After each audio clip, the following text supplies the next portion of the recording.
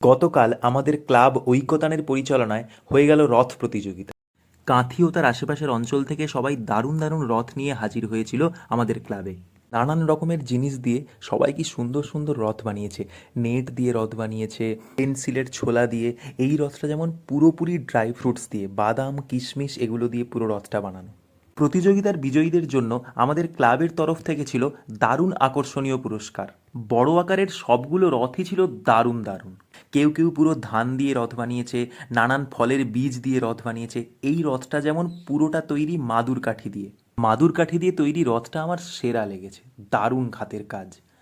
তার পাশেই আরেকটা রথ বানিয়েছে পুরোটা তার দিয়ে।